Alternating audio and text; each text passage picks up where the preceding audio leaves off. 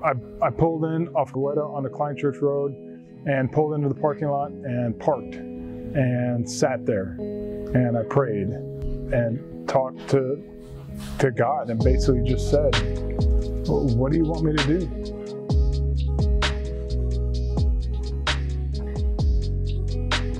Hi, I'm Greg Bauer. Been a member of CGS since we moved to Houston in 2009. Prior to what brought us to Houston was my job. I've been mostly a commodity trader my entire life, and got down here and got involved in the ethanol business, and then eventually into the oil and gas business.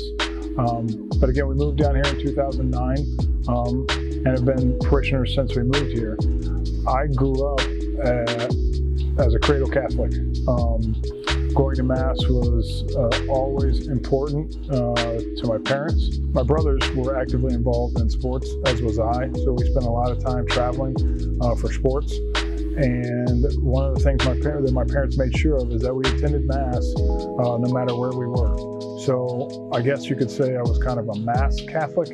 I knew the importance of the Mass, but my spirituality didn't really go much deeper than that as I was growing up. I did attend college, Benedictine College, Catholic College, go Ravens. But really, again, was just focused on the Mass. That was really until probably 2011. It was in 2011 when the job that I had that brought us down here to Houston, I lost. And I was without work for a month. We didn't have a lot of savings at the time, so we were starting to get a little desperate. But miraculously, I ended up with 2 job offers basically on the same day. After I got the second one, I decided that I was coming back actually from a lunch meeting after receiving the second offer, and I really didn't know what I wanted to do. They were completely different job offers. So I was coming down the Goeta. I took a right on Klein Church Road and I pulled into the CGS parking lot, and I pulled in and sat there and prayed. And I prayed, you know, the typical prayers that I knew at the time: Our Father, Hail Mary, and eventually I heard his voice. And his voice was loud and clear to me, and he spoke several times and said, you know what you have to do. You know what you have to do. And I heard it clearly and distinctly, and I still get goosebumps every time I think about it. And what he meant by that, and what he was telling me is that the job that I did not want to take, the job that entailed a commission-based compensation, I didn't want to take that because I'd never been in commission sales, and I really didn't trust myself as a commission salesperson to continue to make the kind of money that it took to raise our 3 kids. But the second job offered more money, stable salary, plus a signing bonus. The only problem with the second offer was it required me to travel 80% of the time. So my wife and I, at the time, were raising an 11-year-old girl, a 14-year-old boy, and an 18-year-old boy. So being gone 80% of the time meant that my wife would basically become a single mother. And I didn't want to do that either, but I certainly did not want to take a commission sales job that initially paid less. But he said, you know what you need to do. So I drove out of the parking lot. We lived just a mile away from the parish, and I pulled in and I told my wife, this is what we've got to do. Nonetheless, I listened to the Lord, and I took that job, and my life has been forever changed because of it. That initial entry by the Lord, if you will, into my life led to so many other different things. Started getting more involved in the parish not long after that, teaching a few classes or facilitating a few classes here and there. And eventually, one of the things that we did a few years ago is we had Father James over for dinner. And we sat down after dinner and we're talking, and Father James said, you know, look, I'm going to throw this out there. Have you ever thought about the permanent diaconate? And Father James and I have this kind of ongoing connection through the Holy Spirit. We seem to both come up with similar ideas at the same time, independently of each other, and then come together and go, I was thinking, wow, we were both thinking the same thing. And in this instance, I had recently wondered, gee, I wonder what it's like to be a permanent deacon. I wonder if that's something that I could do or something that I could help the church with. So in fact, he asked me, and I said I had actually thought about it.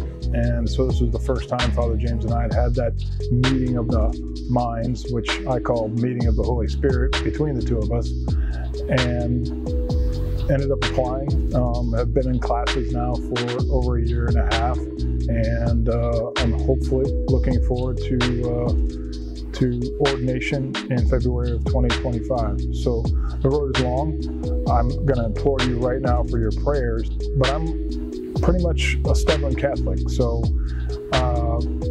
and I know some of the saints have had stubbornness in their streak as well. Say like, St. Jerome. While I don't have necessarily the temper that St. Jerome had, I do have a stubborn streak, and I'm hoping that the Cardinal will eventually give his blessing and accept me into the program full time.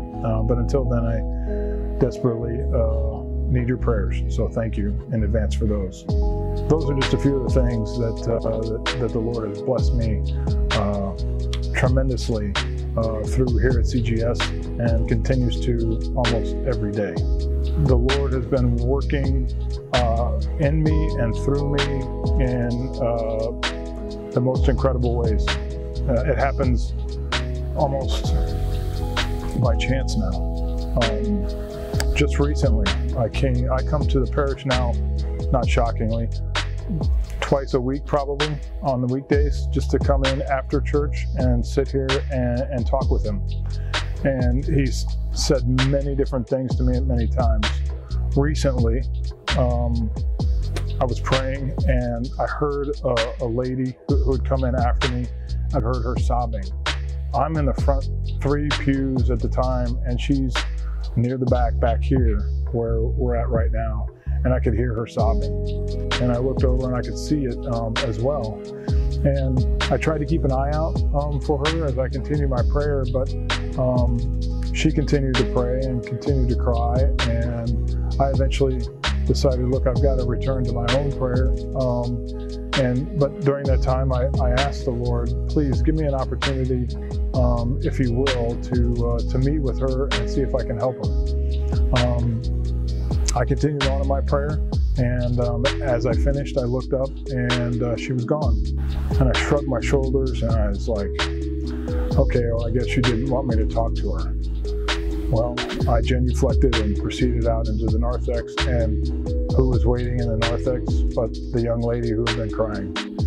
And I asked her kindly, can you share with me, why you're crying and what I can do for you? And she basically told me that her husband had received a cancer diagnosis, that they were having a doctor's appointment the next day to kind of talk about options and discuss those kinds of things, and that they were missing the Eucharist tremendously because of the quarantine. And they were unable to get into their own parish to receive Mass due to the restrictions on the number of people that can attend.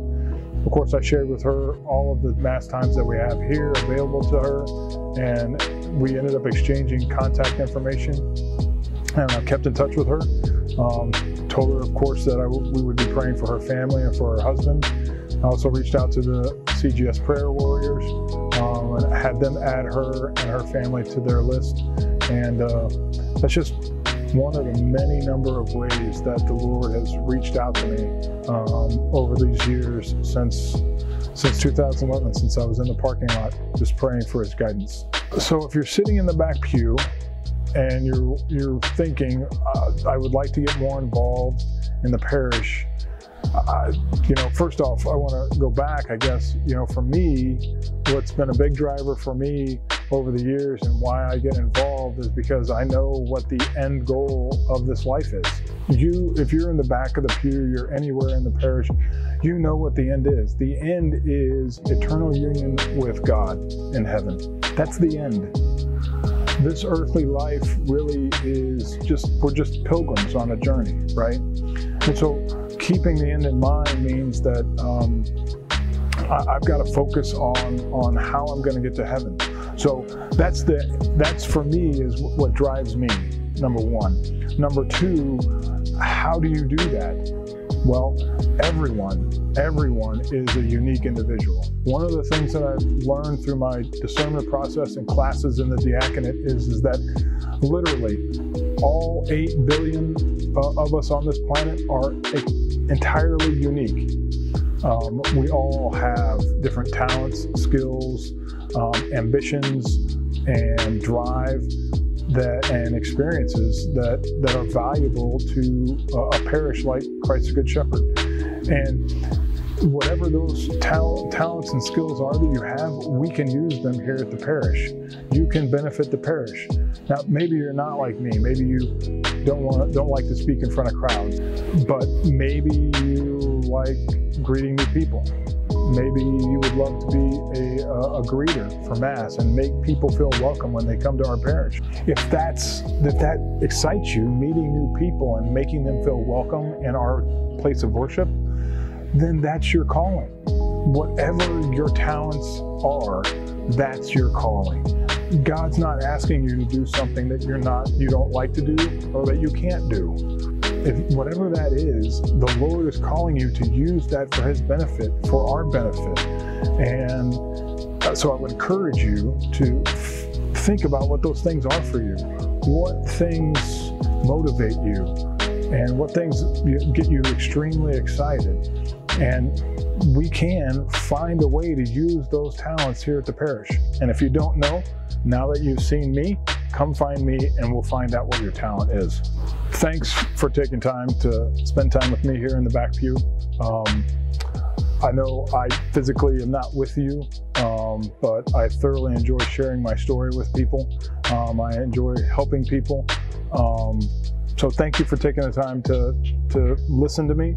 And I want to encourage you again. I know I may have said it earlier, and if I didn't, I apologize, but find a way to get involved here at CGS.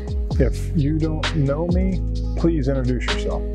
If you know someone else that can help you get involved in some way, then reach out to them and find out what it is that you can do to help make this place, what are we? We're the best parish around. And that's because of you. So thank you very much. Remember, you are a whole part of what Father Innocent says, and that is you help make this parish the best parish around. God bless.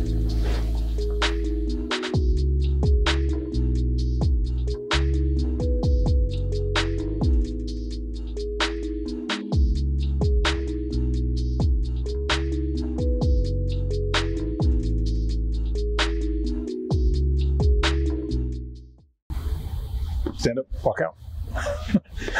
Let's do that again, because that wasn't very good. So.